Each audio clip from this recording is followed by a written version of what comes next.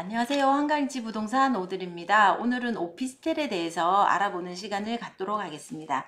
이제 저희가 한강일지 부동산 블로그를 운영하고 있습니다. 거기에 보면 오피스텔에 대한 내용이 이제 올라가 있는데 요번에 이제 조금 더 쉽게 전달드리고자 영상을 제작하게 되었습니다. 그래서 오피스텔에 대해서 뭐 취득세, 보유시 세금, 그 다음에 양도시 부분 이렇게 나눠서 이제 진행을 할 겁니다. 그래서 그 부분 함께 이제 살펴보시면 좋을 것 같습니다. 그러면 오피스텔에 대해서 이제 알아보도록 하겠습니다.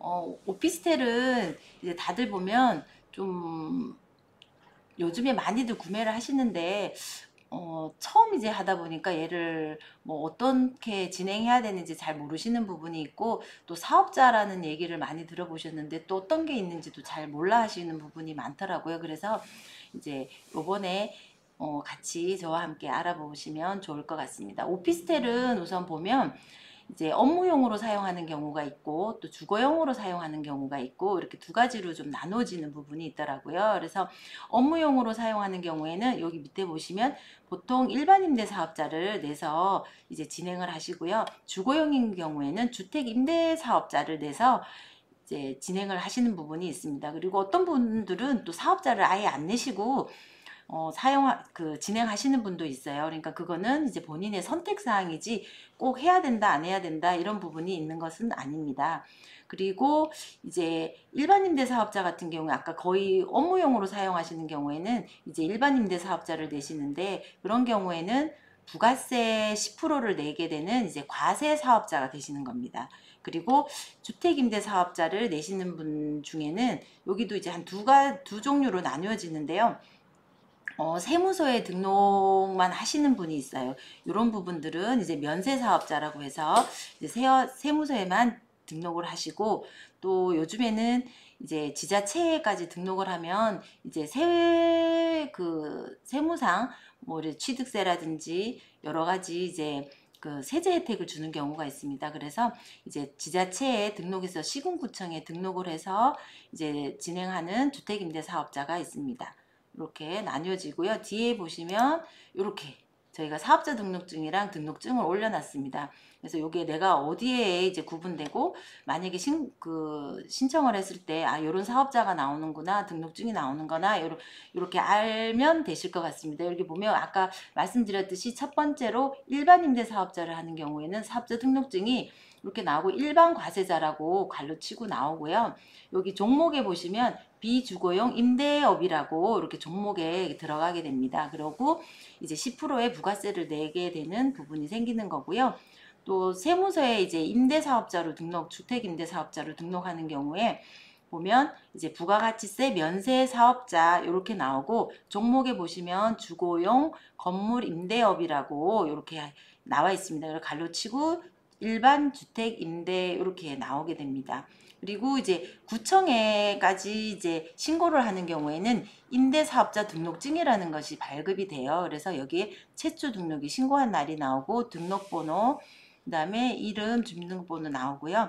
그 다음에 주소지, 이제 본인이 그 대표 사무소로 지정한 주소가 나오게 되고, 임대주택의 소재지에서 이제 내가 임대하고 있는 건물의 주소가 기재가 되고, 그 다음에 주택의 종류, 이제 주택 유형이라고 해서 뭐 오피스텔인지 아니면 주택인지, 그리고 전용 면적 나오고요.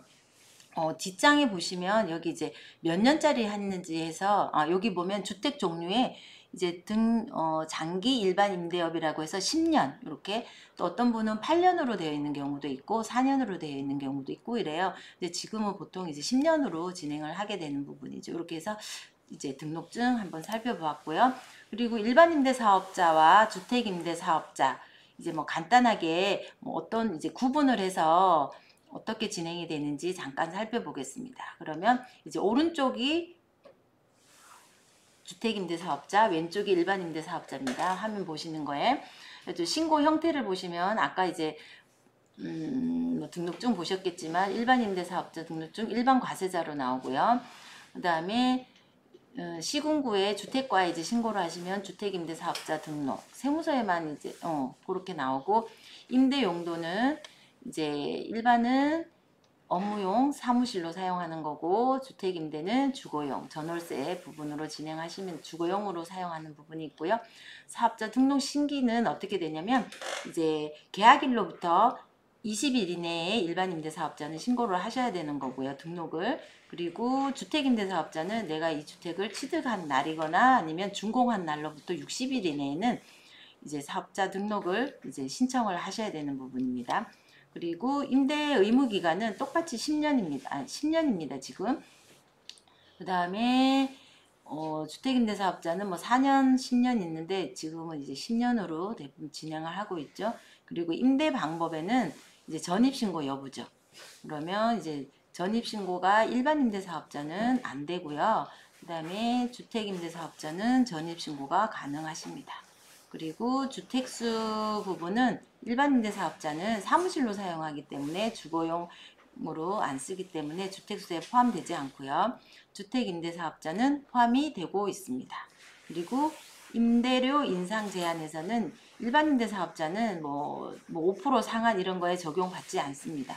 그리고 주택임대사업자는 5% 이제 임대료 인상 제한 받습니다. 그러니까 꼭 지켜야 되는 부분이고요. 그 다음에 취득세 부분에서는 이제 똑같이 4.6%의 취득세를 납부하시게 됩니다. 그러고 이제 주택임대사업자 같은 경우에는 이제 감면이나 면제 부분이 있습니다. 그 부분은 뒷부분에서 살펴보도록 하겠습니다.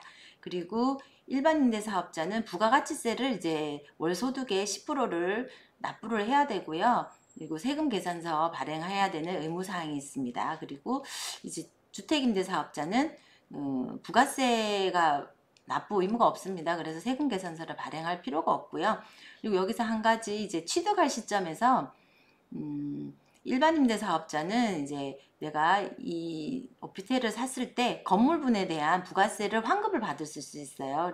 그런 부분이 있고, 이제 일반 주택임대사업자는 취득세에 대한 건물분에 대한 부가가치세 환급은 없습니다. 대신 이제 취득세에 대한 감면이나 면제 부분이 있는 부분이죠. 그러면 이제 오피스텔의 세금에 대해서 취득했을 때는 취득세를 납부를 하게 되고요. 보유하는 경우에는 재산세, 종합부동산세, 종합소득세, 부가가치세 이렇게 납부가 되고요. 양도시에는 양도소득세를 납부하게 됩니다. 다음 시간에 이제 재산 보유시, 그 다음에 이제 양도시 이런 부분도 이제 영상을 제작해서 이제 안내를 드리도록 하겠습니다. 오늘은 취득시, 취득세까지 이제 살펴보도록 하겠습니다.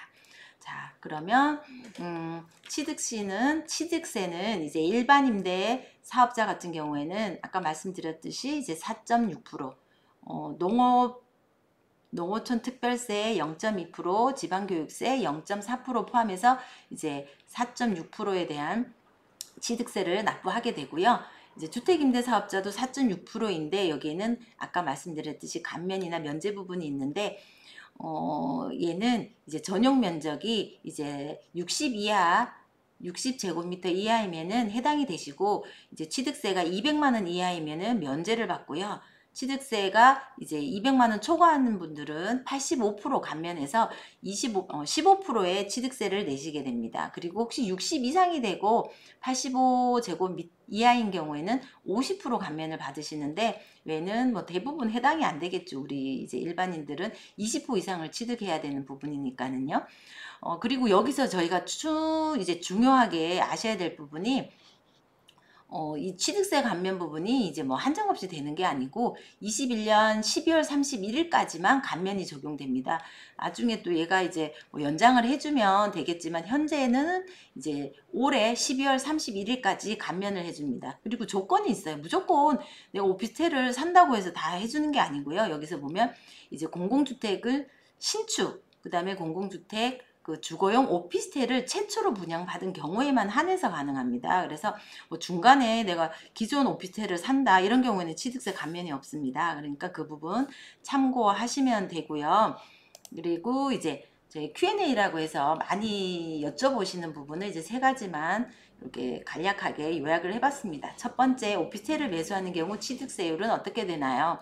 아까 말씀드렸듯이 무조건 4.6% 되시는 부분이니까 나는 주거용인데 나는 뭐 사무실로 사용하는데 몇 프로 되나요? 하실 거 없이 이제 무조건 4.6%입니다. 그 부분 이제 아시면 될 것 같고요. 두 번째, 오피스텔이 이제 최근에 우리 부동산 대책이 나오면서 주택수에 포함돼서 좀 혼란을 많이 겪고 있는 것 같은데, 저번에 보면은 이제 이 부분에 대해서 이제 설명을 많이 드려서 대부분 알으실 것 같지만 한 번 더 설명을 드리겠습니다. 오피스텔 한 채 보유 시 주택을 매수하는 경우 주택수 산정은 어떻게 되나요? 이렇게 돼요. 그래서 2020년 8월 10일 이후 취득하신 신규 이제 주거용 오피스텔의 경우에는 주택수에 포함이 됩니다. 근데 이제 이 한 채가 혹시 8월 12일 이후에 취득을 했다고 하면 그것도 이제 주거용으로 쓰는 경우에는 이제 주택이 하나가 돼서 내가 뭐 다른 주택을 매수할 때는 이제 두 주택이 돼서 지금 이제 21년 1월 1일부터는 2주택부터는 중과되잖아요. 그때는 이제 2주택으로 해서 8%의 취득세를 내게 되겠죠. 그렇지만 내가 8월 10일 이전에 이제 취득한 주거용이다 했을 때는 이제 1주택으로 보기 때문에 그때는 이제 뭐 1에서 3에 해당하는 취득세율을 적용을 받으시겠죠. 그리고 이제 오피스텔 분양권은 또 주택수에 포함이 되나요? 하고 여쭤보시는 분이 많으신데 포함이 되지 않습니다. 그 부분은 이제 취득 당시에 분양권인 상태에서는 얘가 뭐 내가 사서 주거용인지 그 다음에 뭐 사무실로 쓸지 이런 건 아직 정해지지 않은 상태입니다. 그래서 이제 그냥 주택수에 들어가지 않고 진행을 한다고 하니까 그렇게 이제 참고하시면 될 것 같습니다.